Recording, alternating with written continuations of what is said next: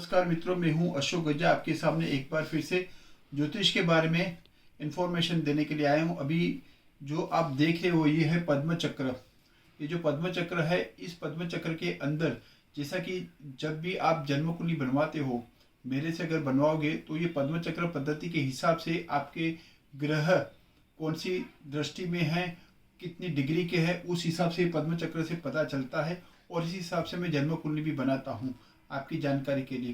तो जिस भी जातक को अपनी जन्म कुंडली बनवानी है तो मेरा जो मोबाइल नंबर है 9879166027, उस नंबर पे आप, ये मेरा व्हाट्सएप नंबर है, आप डेट ऑफ बर्थ, टाइम और प्लेस लिख के भेजेंगे तो उस हिसाब से मैं आपको हाथ से बनी हुई कुंडली में भी बना के आपको दिखाऊंगा, जो मैं पिछले 26 साल से मैं बनाता आ रहा हूँ। क्योंकि पहले जो 26 साल से पहले तो इतने कंप्यूटर भी नहीं थे, सॉफ्टवेयर भी नहीं थे, तो तब से मैं लेके आज तक वो बनाता हूँ। हालांकि कंप्यूटर कुंडली अगर आप चाहते हो तो वो भी मैं बना के दूंगा। आपको किस तरह की कुंडली बनानी है उस तरह की मैं बना के देता हूँ। हाथ से लिखी हुई होती है वो, उसके मुकाबले थोड़ी आपको कंपेरेटिवली सस्ती इसीलिए पड़ेगी क्योंकि उसमें टू द पॉइंट ही हम बात करते हैं। आपको कौन से दोष है, आपके कौन से ग्रह अच्छे हैं, वो सब उसमें शॉर्ट एंड स्वीट रहेगा। अगर आपको डिटेल्स में चाहिए तो वो कंप्यूटराइज बना के देता हूँ। जिस भी जातक को ये बनवानी है तो मुझे व्हाट्सअप करके इंफॉर्मेशन ले सकते हैं और मैं बनाऊंगा। चलो अभी हम बात करते हैं आज वृश्चिक राशि के बारे में। तो वृश्चिक राशि मार्च 2024 में पूरा महीना कैसे रहेगा वो मैं विवरण करूंगा। तो जिनकी भी जन्म राशि जो वृश्चिक राशि है तो उनके लिए ये है फलादेश, या फिर जिनका नाम वृश्चिक राशि के ऊपर है, उनका हालांकि जन्म कुंडली सपोज नहीं है, तो उनके लिए भी ये वृश्चिक राशि रहेगी। तो वृश्चिक राशि जैसा कि आप जानते हो कि उसकी ग्रह की जो स्थिति है वो इस तरह से रहेगी। सबसे पहले को 12वें स्थान में आपका गुरु है। वृश्चिक राशि की जहाँ तक बात है, गोचर का मैं बात कर रहा हूँ, 12वें स्थान में गुरु है। राहु है आपके 11वें स्थान में। जो शनि महाराज और सूर्य और बुध वो आपके 10वें स्थान में है। केतु आपके 5वें स्थान में है और मंगल शुक्र आपके 12वें स्थान में है। तो ये है गोचर के ग्रह 1 मार्च 2024 के दिन रहेंगे और उस हिसाब से मैं प्रिडिक्शन करूंगा कि उस हिसाब से आपका पूरा महीना कैसा रहेगा। जबकि बृहस्पति जो है वो तो पूरा महीना यहाँ पे रहने वाले हैं। कौन से, ये स्थान पे, मतलब 12वें स्थान पे रहने वाले हैं। 12वां स्थान बृहस्पति का है। तो इस हिसाब से आप देखें तो आपके जो भी मकान से रिलेटेड जो है, क्योंकि उनकी पंचम दृष्टि जो है ना सीधे चौथे स्थान पे पड़ेगी। चौथे स्थान में पड़ने की वजह से जो जातक अपना मकान बनाना चाहते हैं, मकान का रिनोवेशन करना चाहते हैं, तो मकान से रिलेटेड जो भी कार्य आपके इस दौरान संपन्न होंगे, होते मतलब या चालू होंगे, या 21 अप्रैल तक, 24 अप्रैल तक, जब तक ये इनकी दृष्टि पड़ेगी बृहस्पति की, तब तक आपके, क्योंकि उनकी शुभ दृष्टि जो है, पंचम जो दृष्टि उनकी शुभ दृष्टि है, बृहस्पति की दशा की 3 दृष्टि है, 5, 7 और 9। ठीक है, उसमें से ये पंचम दृष्टि जो है आपके चौथे स्थान में पड़े। चौथा स्थान सुख का स्थान है, माता का स्थान है, मकान का स्थान है। इसका मतलब ये हुआ कि आपको बृहस्पति की वजह से आपके मकान के कार्य जो भी हैं वो संपन्न होंगे। ठीक है, जो लोग मकान बनाना चाहते हैं, रिनोवेशन कराना चाहते हैं, मकान लेना चाहते हैं, तो मकान से जो भी इश्यूज अब तक आपके कार्य संपन्न नहीं होते थे, तो अभी कार्य संपन्न हुए होंगे या होंगे जब से बृहस्पति यहाँ पे आया हुआ है। ठीक है, नंबर 1। नंबर 2, अभी जो बात करेंगे उनकी जो पंचम स्थान के बाद ये दृष्टि पड़ेगी, 7वीं दृष्टि। 7वीं दृष्टि आपके सप्तम स्थान पे पड़ेगी। ठीक है, तो सॉरी, छठे स्थान पे पड़ेगी। तो छठा स्थान किसका है? तो छठा स्थान है, सॉरी, नौकरी का स्थान है। ठीक है, नौकरी है, रोग शत्रु का स्थान है, और ये आपके नाना नानी, मामा मामी, वहाँ के मतलब आपके जो मदर के पेरेंट्स है, उनका भी स्थान ये है, छठा स्थान।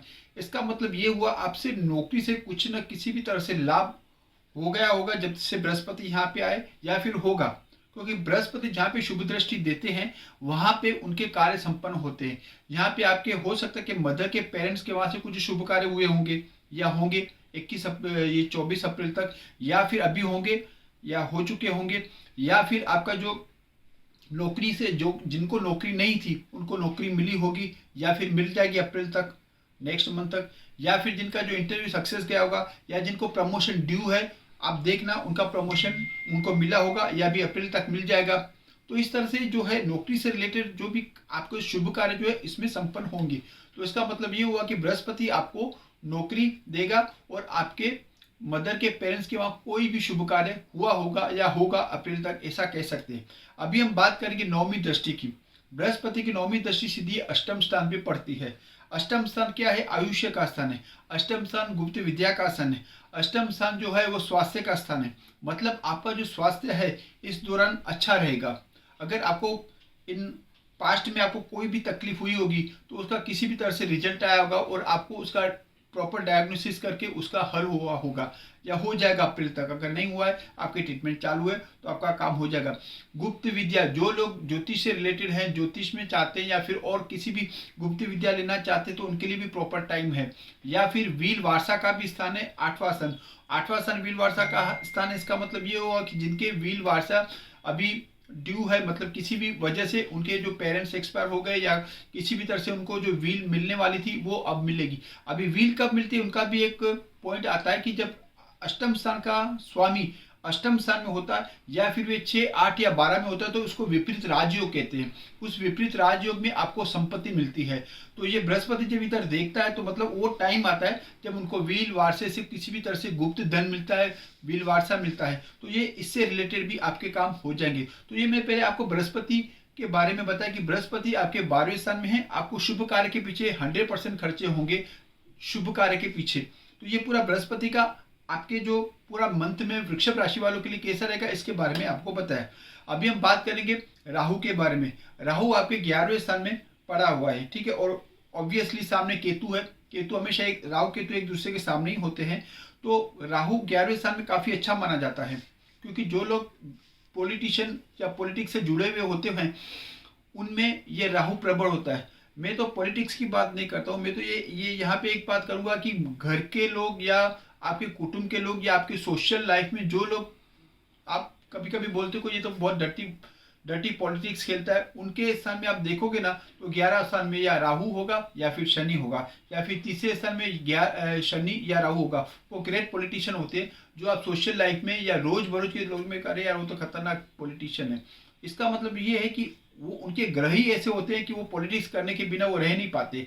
वो उनके ग्रह तब होते हैं जब ये 11वें स्थान में राहु होता है तो, या फिर तीसरे स्थान में राहु या फिर शनि होते हैं, ठीक है। अभी ये बात हुई, ठीक है। अभी हम बात करेंगे केतु के स्थान में। हालांकि केतु 5वें स्थान में जो है वो अच्छा नहीं माना जाता। केतु का एक ही काम है असंतोष। केतु का एक ही काम है असंतोष। तो जिस स्थान केतु होता है उस स्थान का वो असंतोष दिखाता है। अभी अब 5वां स्थान, जैसा कि आपको मैंने कई बार भी बताया कि संतान का स्थान है। 5वां स्थान जो है वो पढ़ाई का स्थान है, मतलब स्टूडेंट्स के लिए स्थान है। 5वां संतान, पहले पढ़ाई करेंगे फिर संतान आएगा, फिर इसके लव भी होगा, लव रिलेशनशिप के बारे में, और जो है पिछले जन्म के कर्म का भी स्थान है। तो आप देखो कि जिनके पंचम स्थान में जन्म कुंडली का केतु पड़ा हुआ होता है ना, उनके पिछले जन्म के जो कर्म हैं वो संतान के रूप में इस जन्म में भुगतने पड़ते हैं। 5 में केतु अच्छा नहीं माना जाता। अभी जहां तक गोचर के ग्रह का सवाल है, पंचम स्थान में केतु के मैं ये बात कहूंगा कि जो लोग स्टूडेंट्स हैं वो स्टूडेंट्स अगर लापरवाह रहेंगे तो 100% फेल भी हो सकते हैं, क्योंकि केतु यहाँ पे बैठा हुआ है।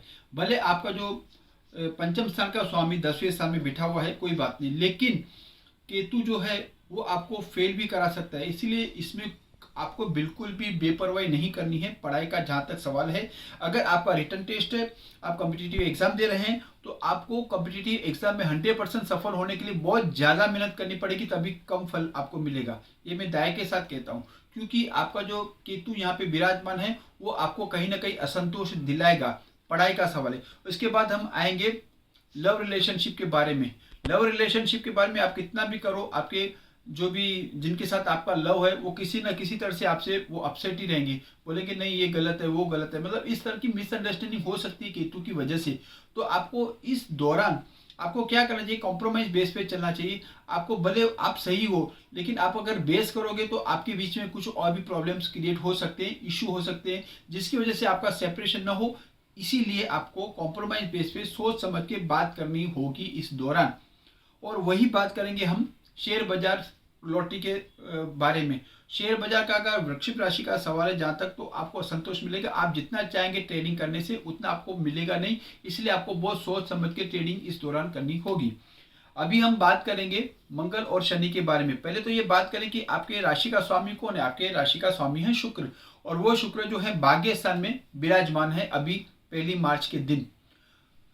काफी अच्छा संजोग है क्योंकि इसमें साथ में मंगल भी है, मंगल और शुक्र दोनों है। और उसमें जो आपकी राशि का स्वामी 9वें स्थान है, भाग्य स्थान में, मतलब आपके कार्य संपन्न होंगे।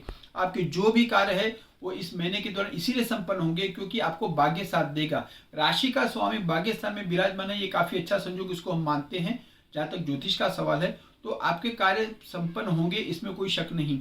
तो इस तरह से आपको जहां तक बृहस्पति इसका सवाल है, स्वास्थ्य तो अच्छा रहेगा, आपके काम भी बनेंगे अभी। और जो लोग विदेश जाना चाहते हैं उनके लिए क्या काफी प्रॉपर टाइम है।